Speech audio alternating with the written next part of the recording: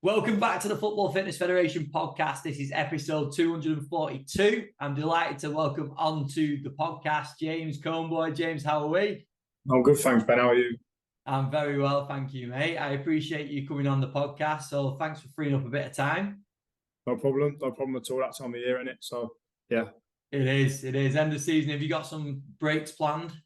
Yeah, we're just finishing up now, and then most of June we'll be on a shutdown kind of thing with a few players in and out, and then back out in July, start of July. Nice, brilliant. Well, it's great to have you on, mate. I know we've got a few topics we're going to talk about in a little bit. We'll start the podcast as we always do, though, and that is on you and your career so far. So can you take us back and give us a little bit of a journey that's led up to your role? Yeah, sure. So I went to uni, Liverpool John Moores University. I studied sport and exercise science. That was probably something I knew I wanted to do for a while, sort of like sixth form and things like that. I probably knew that I wanted to go and do that. I had it in my head that I wanted to get involved in sport, elite sport in some way, but I didn't really have like an avenue to pursue. So I chose sport and exercise science because it was quite broad and knew that I could go down a few different routes with it. Sort of into my second year of uni, I got a job I was just sort of doing some like part-time analysis work. I was working for a company called PGMOL, who I'm sure everyone's heard of. Their company that looks after refs and VAR and all that kind of stuff. So I was working with them and just doing some sort of like clips on the weekend, just like casual work. So that was my first like if you like, into sport and the world of analysis. Used to do some like GPS data and stuff like that as well. So that was really good for me. And then towards the back end of my second year, it was something that I knew happened anyway, but I managed to get a place on the Everton internship, which I know you would have had a few guys on here that would have done that as well. So that was sort of like alongside my third year at uni. So that was with the guys there. It was John McKeown at the time, John Noonan, Jack Dowling, Nick Coleman, all those type of guys. So that was really good. And that was sort of my first insight into elite sport, sort of working within a club. Obviously been a football fan my whole life. So it was really good to be in that environment. So loads of experience throughout that year working across all the different departments, analysis, GPS data tracking and monitoring, S&C, everything that sort of comes up in the sports science spectrum. I was obviously with the analysis alongside it. And then sort of got to halfway through that year and I was really enjoying the strength and conditioning aspect. So enjoyed being on the grass with the players, enjoyed being in the gym, especially with the younger ones. And then so I wound up applying for a master's in S&C, which I started in that September. In sort of that summer interim period in between my third year of uni and my master's, I sort of ended up working as an analyst again, which was a good experience because it was with a national team and it was at a tournament. And so I was away for about a month working with those guys, and that was a really cool experience. But then got back and sort of was getting after the S&C. So I was still at Everton. So I did like a second year internship there. And alongside my masters, and then halfway through that academic year, I got a job down at Aston Villa. So I initially started as like a sports scientist with the 9s to 14s age groups, just sort of mopping up all the athletic development and stuff like that in those ages. About 6 weeks after that, COVID hit, so it was a short-lived period in terms of being at the club in person, but they were really good with us in terms of looking after us in terms of working. We worked pretty much all the way through online and stuff like that. And then last season, I was doing the under 15s and 16s, so sort of lead across the nice 16s. And then this season, most recently, sort of transitioned into doing the under 18s. So I've just finished my first season with those guys.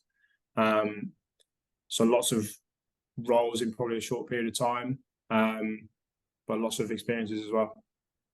Brilliant, mate. You mentioned there about getting that interest in S&C and then leaning more towards that from the analysis side. Yeah. And then you said, especially with like academy players. So what was the pull for you to lean more towards like that development and academy setting rather than like pushing towards a first team? I think if I'm honest, at the time, it was something that had to happen because the opportunities due to the first team manager at the time weren't there for interns. With the first team, it was sort of they like to keep their circle quite close, which obviously you get in a few different situations. So all the real opportunities to deliver, to coach, to get your hours in, if you like, were were with the academy. So sort of through, whilst I kept up with like my first team responsibilities and stuff like that, that was more sort of like your more typical intern jobs. I sort of threw myself into everything I could down at the academy side. And I've worked with kids before, and like I did a few volunteering, like coaching roles and stuff before I went to uni and stuff like that. So I had sort of like a background in working with and alongside children. And it's something that I really enjoy. I like seeing the journey that they go on, not only sort of like from an S&C point of view, but just holistically as they go through an academy. It's obviously a massive journey, a massive part of their lives. And yeah, it's just good to see the development in them, because obviously you can see development quickly. You can see the things that you're working on come into action quickly, whether that's like a pattern in the gym or a movement outside. So yeah, just really enjoy seeing progress nice and quick with those guys, and yeah, bouncing off their energy a little bit as well. That was good fun. Yeah, definitely. With the experience that you've had across those different age groups as well, do you feel like there's different skill sets required? Obviously, there's the technical side in terms of what you're actually delivering, but in terms of like maybe the personal side and actually engaging with kids at different ages, because you've mentioned they're up to 18s, it's going to be very different from 18s down to an under 10s, for example. What are some of the maybe the key traits or key attributes that you feel people need to, or coaches need to work on at those different stages? Yeah, I think, yeah, like you said, that it does differ a lot in terms of, you know, you can't coach or be the same as you would with a 9-year-old and an 18-year-old. That's sort of like an extreme example, but it's just getting reps at working with those age groups, and then getting to know what makes them tick. Okay, how can I get buy-in from this group of players or this individual? With the younger ones, it's obviously all about energy, putting on fun practices and sort of matching them. And it's great because you get to be a little bit of a kid yourself as well at times in terms of playing fun games and all that kind of stuff, if that's the objective. When they get into like their teenage years, you have to really be consistent with them in terms of they'll be growing and maturing, and they'll be grumpy at you at times. They won't want to be in the gym and all that kind of stuff. So you have to be consistent with your approach and be understanding that they're going to be times like that. I've really enjoyed this year with the 18s, and just in terms of the time that you spend with the players, you get to build really good relationships. So you get to know them outside of football. Obviously, they've finished school and they're in the building a lot more. So you get to know about them and what makes them tick, what motivates them to be here, for example. So yeah, it's just knowing when to push and when to pull, if you like, around certain bits, and when to, yeah, you have to be a little bit emotionally intelligent at times with kids of certain ages. But I think it's stuff that comes naturally once you get a grip of different age groups and different reps at different stuff. Yeah, definitely. We've had this conversation on the podcast before, James, but I'd be interested to hear your point of view on it. Do you feel like coaches, and this doesn't just refer to yourself, but other people that you've worked with and seen work within academy setting, do you feel like some coaches are more set working at the top age groups in terms of 18, 17, 16s, and are more suited for the younger ages, and that's like where they should really create that expertise? Or do you feel like within an academy that you should have that flexibility to be able to go right across the ages? I think you definitely do need to be flexible, because if you're going to run a program effectively, you need people to jump in at different times. So if I'm off sick or if I'm not in the building one day, I need someone else to step in. So they need to be flexible in terms of being able to do it all. But I do definitely think that the profession maybe needs to get to a point in the near future where you do have specialists coaches in each age group or each area, because it is very different. And I know certain coaches really enjoy different age groups, and they're not necessarily bothered about working older, but then obviously at times pay and seniority in a department and stuff like that doesn't reflect all those things. So I think it does need to get to a point where you do have specialists, sports scientists or S&C coaches working with particular ages, because if you look at that 9s to 16s bracket, obviously that's often coined as one, but there's 4, 5, 6, 7, 8 developmental stages within that bracket that are going to need specialist attention and coaching. So yeah, I think people at times can be in a rush, but I think if there was sort of like the structure behind it where you could become a specialist in one area, it might encourage people to say, okay, actually, no, I'm going to work with the younger age groups. This is what I'm really passionate about. This is what I want to do. And it's something that I've come to realise. I think it's something I'm still figuring out myself. So I don't know if I want to be an academy guy, a first team guy. Like, I think it's something that everyone has to figure out, and it's going to look different for everyone.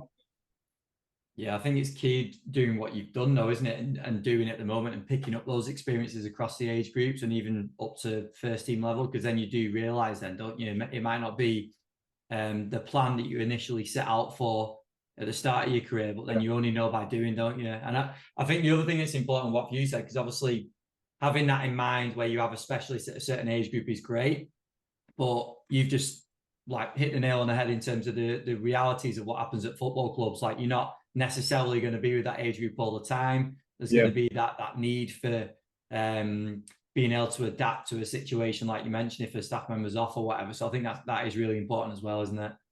Yeah, for sure. And it's something that I think it's important for clubs to get right in terms of giving everyone across the board exposure to different ages. So if you've got a sports scientist or an ST coach or whoever working with the younger age groups, okay, can you expose them to a day a week or a morning a week in terms of working with the older ones, so they get to know the players, they get to know the program, so that when you do need to make those switches, they can be made, and it sort of helps the program run fluidly.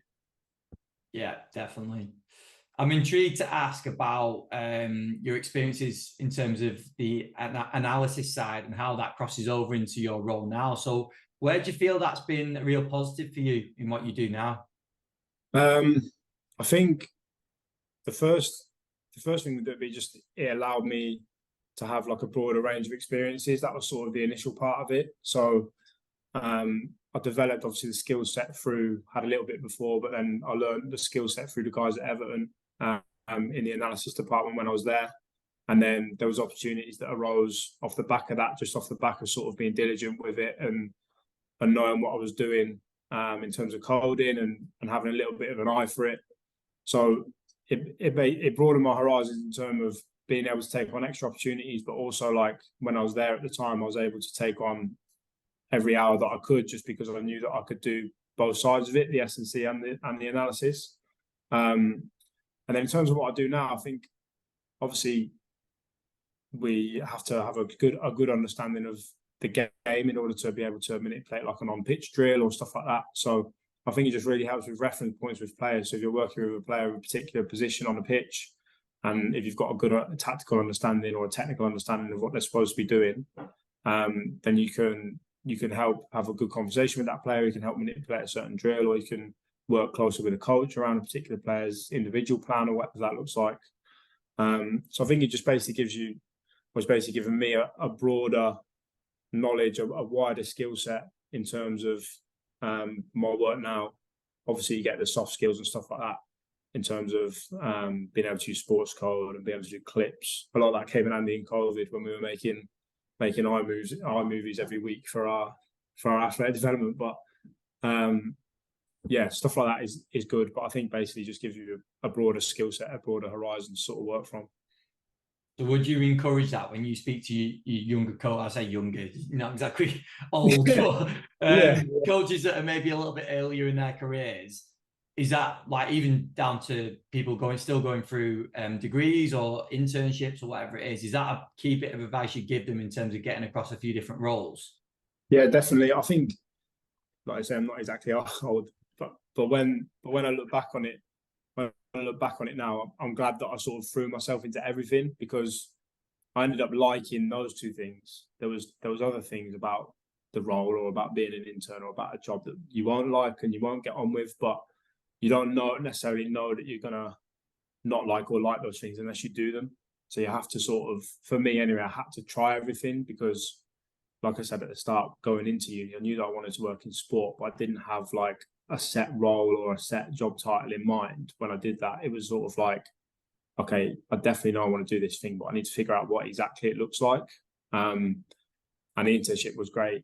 Keep going back to it, probably like, because I really think it formed a lot of who I am. But the internship was great because we did loads of stuff. We could get involved in anything we wanted, really, and there was opportunity to develop in all areas.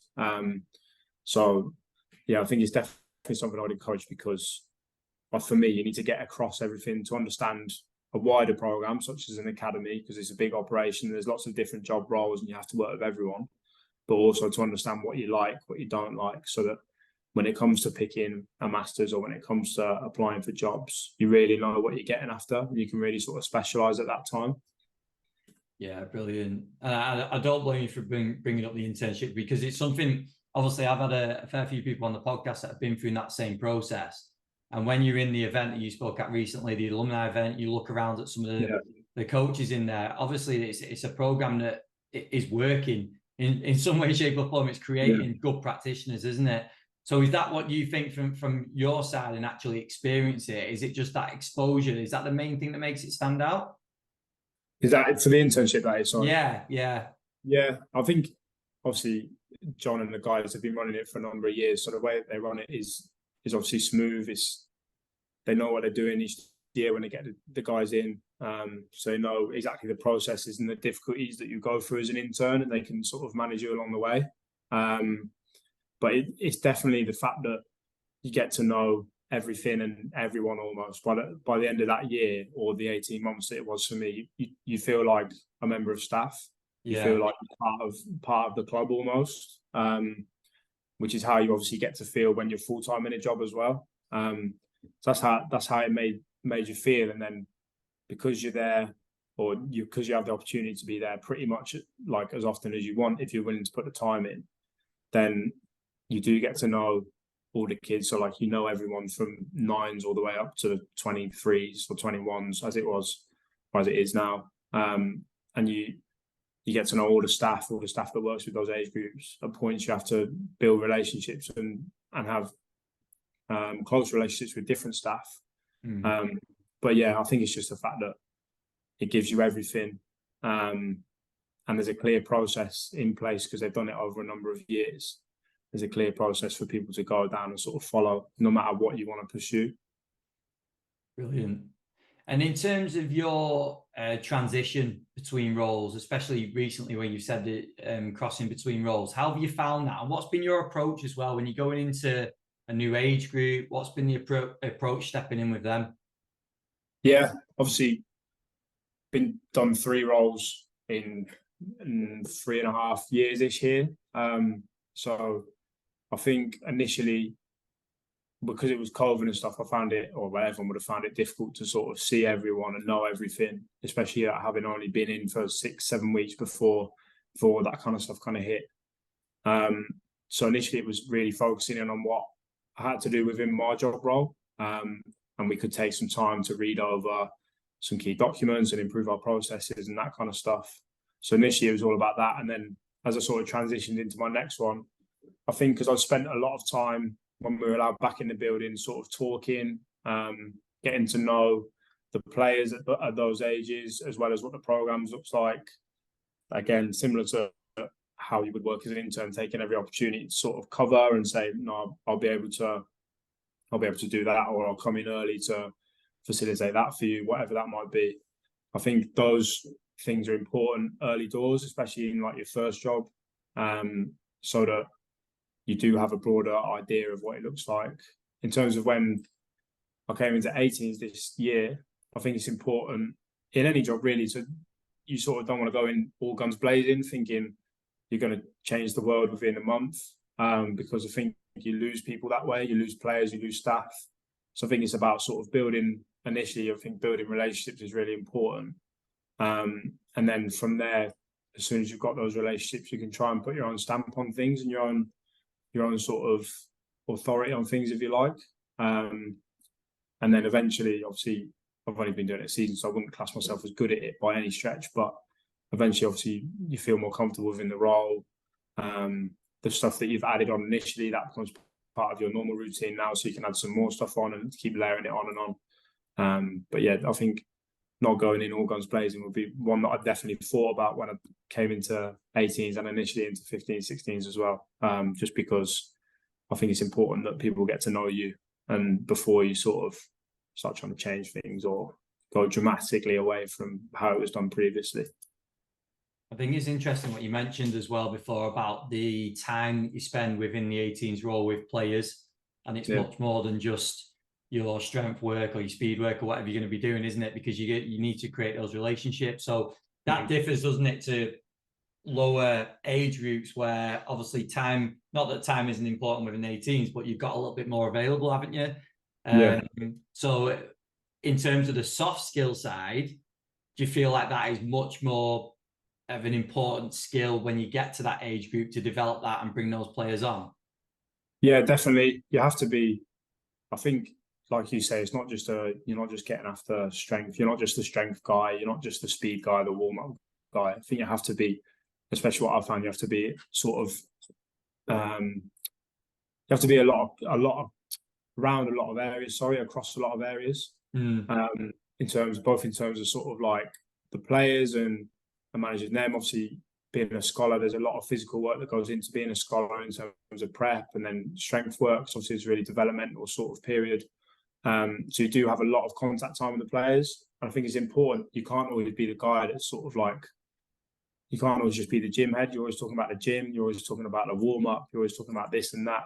To do with S&C, I think you have to treat them as a person first of all. You have to treat the players as a person. What do they like? What do they don't like? What's their family life like? What do they have for tea? Or like these basic things that just help you build relationships and break down barriers a little bit. So yeah, the soft skills side definitely important, both with players and with staff as well.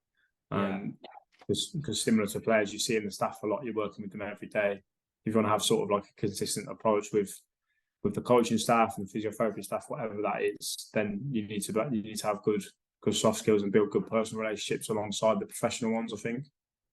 And those conversations obviously really important, aren't they, about everything, about what makes them tick and all the rest of it, because then you can essentially relate to those trigger points with players when you need them to do the work or stay consistent or whatever it is.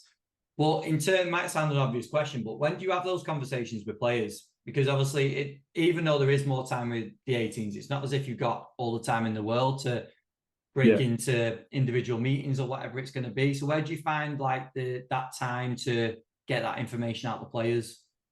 I think it's like I found it important for it to just come naturally. So like I wouldn't never, but I wouldn't often force a conversation around a particular topic with a player.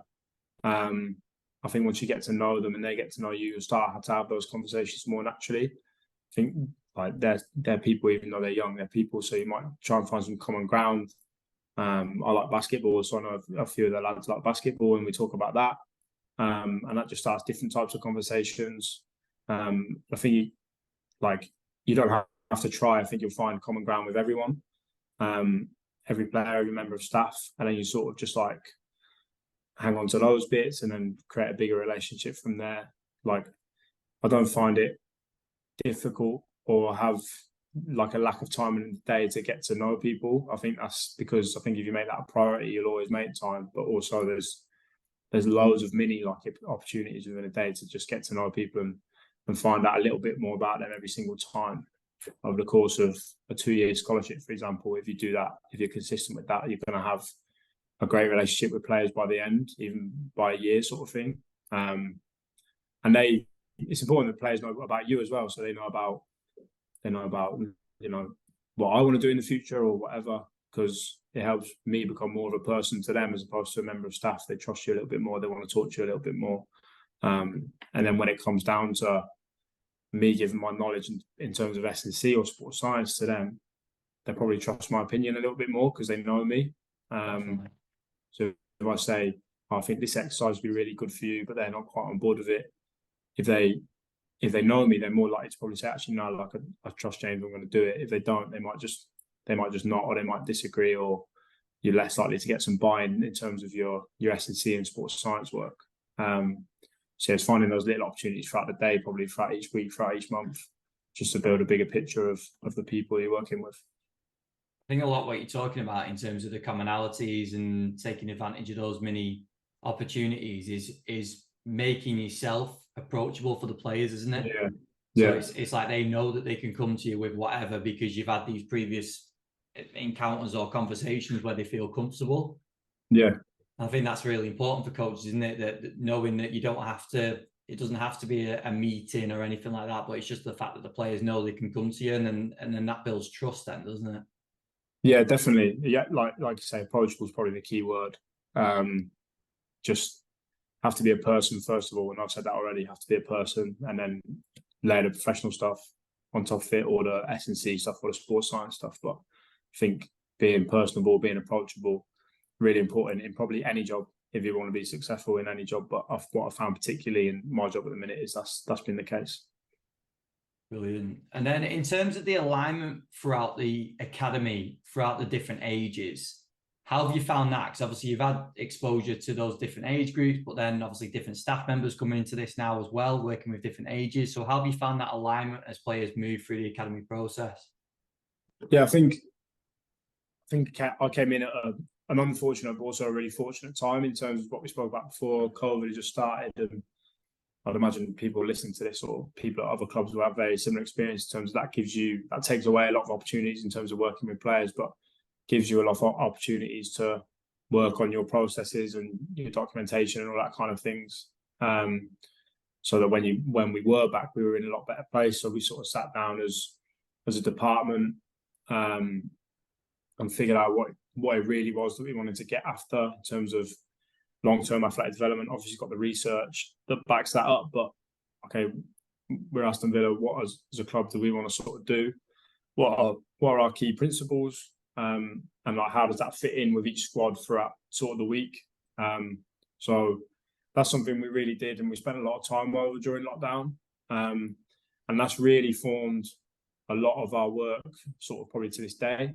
Obviously, you make little tweaks along the way, and you change things as new research comes out, or you change things as you sort of have a slight difference of opinion. But that's sort of, I think, having that broad understanding of this is what we as a club or we as a department really want to do, then that helps the alignment across all the ages. So if we've got it so that we've got really clear processes from 9s to 12s, and then from 12s to 14s, and then from 15s to 16s, if those staff do chop and change, which obviously happens a lot in football and probably will continue to happen across all departments in all clubs, then when someone comes in, they can really sort of hit the ground running in terms of there's a structure in place for them. They don't have to rewrite the book or change the world with their way of working. There's a structure, and they can sort of just, like, I like to call it like creative freedom or like artistic license. You have like this structure in place, but each coach will have their certain way of doing it, or their certain way of coaching, their certain way of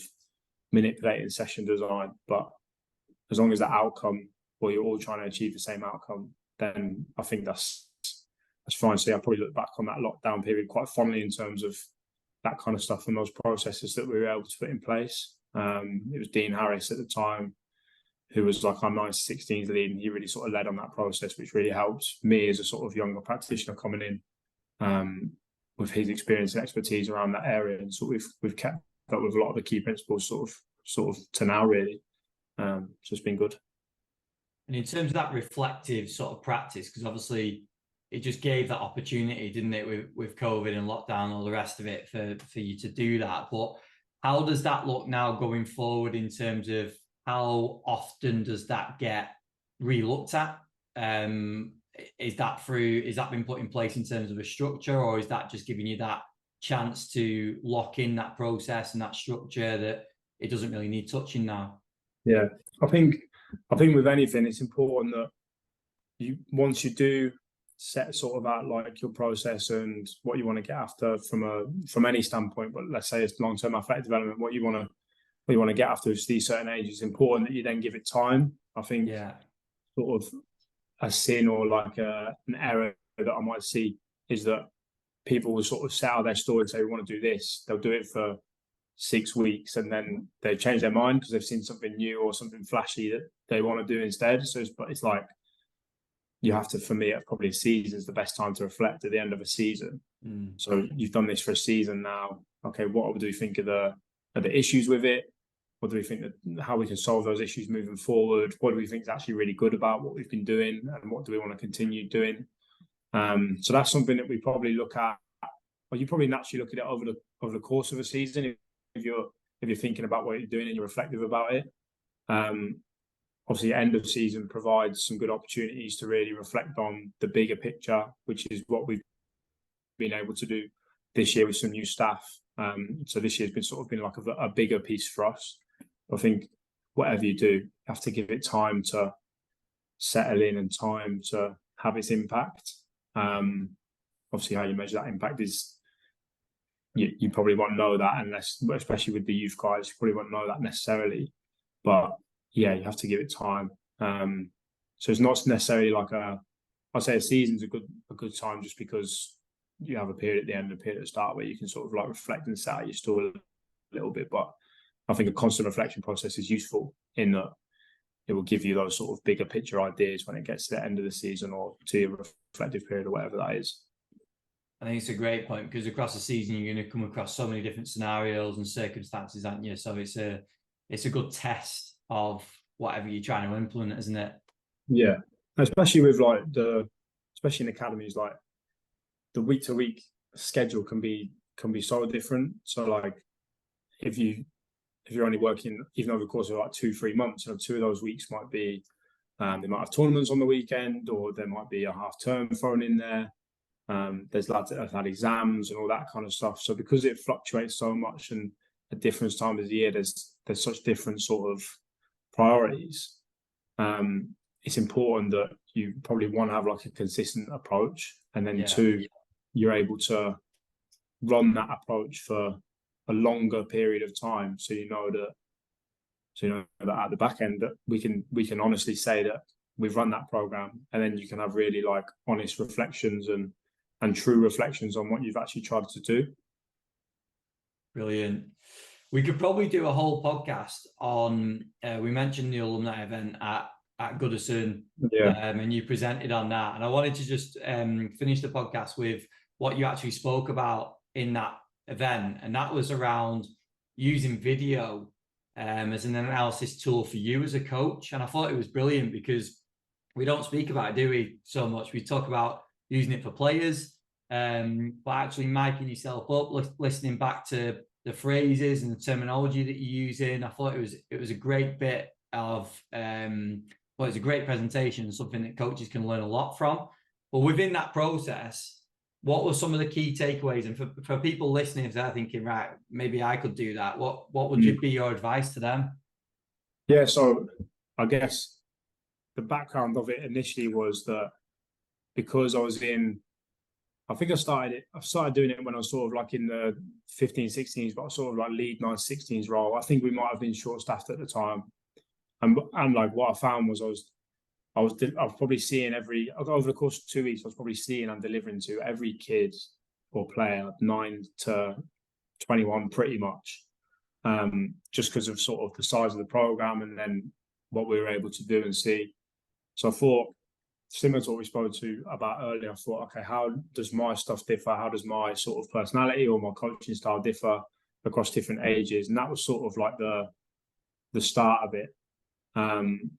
It's something that, like you say, coaches do often in terms of they're mic'd up and they'll get some feedback on their coaching style or feedback on certain drills, etc. I think we're probably guilty of not doing it as sports scientists, as medicine staff, just that whole sort of performance realm. So I started to sort of feel myself doing like a wide variety of sessions. I think the ones I showed were across different ages. So it was like under 10s, there was under 16s, under 21s. And I just wanted to look at initially how sort of I differed as a coach across those different ages. And then obviously the reflective piece behind that was, okay, is what I'm doing there actually good for that age? So if I'm, for example, if I'm coming out with a lot of negative feedback in a under 9 session, then is that necessarily going to be good for them, or should I be reinforcing a lot of the positive things that they're doing instead? So that was sort of like the process behind it. And yeah, I found it really useful. It's something that I sort of carry on with now on like a semi-regular basis in terms of getting myself filmed, getting myself mic'd up, watching stuff back. I think a lot of practitioners get themselves filmed, but I think you get a real insight when you mic yourself up. So there's instances where in sessions I've heard myself back and I'm saying the same word 5 times over. I'm saying like, oh, stick it, or I'm saying go. And I think if people reflect honestly now maybe listen to this, or whether they mic themselves up, then they'll hear that in themselves as well. So it was just something I found interesting initially. Obviously, probably the analysis skill set that we spoke about before probably helped in the facilitating it with cameras and mics and whatever. But yeah, it was a good process and something I'd probably encourage everyone to do. And with that now, when you're coaching and you're not being filmed and recorded, does it make you try and be more precise maybe with your coaching? How's that changed when you're away from like the camera and the microphone? Yeah, so the main thing, obviously, when you're on the mic and the camera, it's difficult to know whether you're being your true self, but you do kind of like forget about it after a couple of minutes that you're actually doing that, or that you're actually on the mic or whatever, because you're listening to it back and you are hearing errors and stuff like that. So it's like, okay, that probably is what I actually do. In terms of like what I do now, I think I'd focus more on like giving different types of feedback, sort of like I alluded to before. So not only sort of correcting the bad stuff or the stuff that needs improving, but praising the really positive stuff. If there's the thing that needs improving, how do I affect that in different ways? So do I use is that like a guided discovery thing, or is it like something specific, like a physical specific thing that they need to do? Like they need to plant their outside foot further away from the center of mass, for example. Or do I say, okay, how can you explore that movement to get quicker in your turn or whatever, and then they figure it out themselves. So it's just having like a broad range of tools, if you like communication tools. And then obviously that extra like layer of detail is what that looks like across each age group. So if you're delivering at 9s, what does that look like? If they're delivering at 12s, what does that look like? Which is still something I think I'm yet to figure out. But it's a worthwhile process, definitely. Yeah, no, I wanted to touch on it because I do think it's massively beneficial that for coaches, and the way you presented it, I thought was really interesting as well. So cheers for covering that. We'll go on to some of the questions that we wrap the podcast up with. The first is, who've been some of the biggest influences on your career so far? I think I've spoke obviously about John, Jack, Nick, Jason, those guys at Everton, and I'll have to say the analysis guys as well. Andy, Tom Gardner was there at the time. Everyone was sort of involved in that like internship process was obviously really sort of valuable for me. And then at Villa, so probably the two lead guys that I've been under have been Dean Harris. So he was brilliant in terms of especially those 9-16s age groups. He really gave me a lot of insight into like LTAD and all stuff within growth and maturation and all those bits. Dan Lovian, who was our lead sports scientist, he's just left, but he was sort of really good for me as well, especially around like the people skills and the softer side. So that was probably a really area of strength of his. But I think there's lots to be picked up from like probably my family as well. Like my mum's a head teacher, my dad's self-employed, so obviously like I used to see my mum doing long hours, which is something I do now. I used to see my dad, having to really push his own business and his own brand, which is something that's important as well. So I think probably picked up a lot without knowing it from them, and I probably see a lot of it in myself now from what I've seen from them. So yeah, family was a big one, as well as sort of the people I spoke about there. Someone's probably listened to this back and think, why hasn't he mentioned me? Like, but that's the name that's going into my head. I know it's hard to narrow down, isn't it? Well, no, they're great. And I think family's a massive one. People don't tend to bring that up so much, but they're going to be huge influences with the amount of time that you spend with people, aren't they? So I think that's a great point. What would you say your biggest strength is as a practitioner? I think I'm able to provide like good energy every day. I'd like to think that's something that people would say about me, and I think that's really important to both in a long season like football is, and in environments that can be harsh, can be grueling at times. When you're mid-season and your summer break seems so far away, and your winter break's just been and all that kind of stuff. It seems like sometimes you're working all the time. So I think having good energy and bringing that to other people as well as players is really important. I'd like to think, well, I don't know if it's definite, but I'd like to think that people who work with me or have worked with me could say that as well. Just being able to pick people up, and I think it's about having a passion for what you do, which I feel like I have. I definitely know that I have a passion for what I do, and able to give that energy to other people. So I would say that energy would be my main one. And if you were able to speak to James back before you did your internship, what would be, if you were to pick out one key bit of career advice, what would that be? Tough. Just do everything like we spoke about before. Just probably even more than what I did. Just throw yourself into all sorts. Like speak to every person. That was probably something I was guilty of not doing enough. Like getting to know everyone within the building, like from the cleaner down to the academy manager or whatever it is. Like speak to everyone, get to know everyone's story, as well as like throw yourself into all aspects of your work. So don't leave a certain area to chance, or even if you're not quite getting on with an area, don't sort of just like pie it off, for want of a better term. Like just stick with it, be diligent with everything, and I think you'll reap the rewards in the end. That was something I thought I did a good job with at the time, but would definitely be something that if I could go back, I would do even more of, because like we spoke about, I think it's been really, really beneficial to have that really broad sort of like upbringing, if you like, in the industry, because it leaves you with a broader skill set. I think it's funny at that sort of age, isn't it? Because you focus so much on like the technical side of roles and knowledge, where you probably don't actually realize the people that are surrounded you day to day. And it's just utilizing that, isn't it? And making the most out of that opportunity. Yeah, definitely. And there's like people I look back on it now. So for example, John Noonan was at Everton when I was there. Yeah. I think about now and I think, wow, like, well, why didn't I spend like every hour of my day with John? Do you know what I mean? You do think about those type of things. So I think, yeah, that would be my advice to a current intern or a future intern, or like me in the past. I would say that not just John as a specific example, but everyone, get to know everyone, get to know their skill sets, and then staying in touch with them after. Really important as well, just building your network and that sort of thing. Yeah, that's great advice. What's your approach now, James, to CPD? Continued learning, just developing as a practitioner now. What do you do for that? So I'm on the bases pathway, which is something that is sort of like, I think with most people, is sort of ticking along nice and slowly in the background. I'm getting after sort of my UKSA at the moment, so I really want to get that ticked off, because I think that'd be a good one for me, both in terms of what I do as a role, as well as like ticking that off as a qualification. I think it'd be important. Something that my masters at John Moores was really heavy on was prepping you for that, and something I've kept on top with since I left. So I feel like that would be a good step for me next.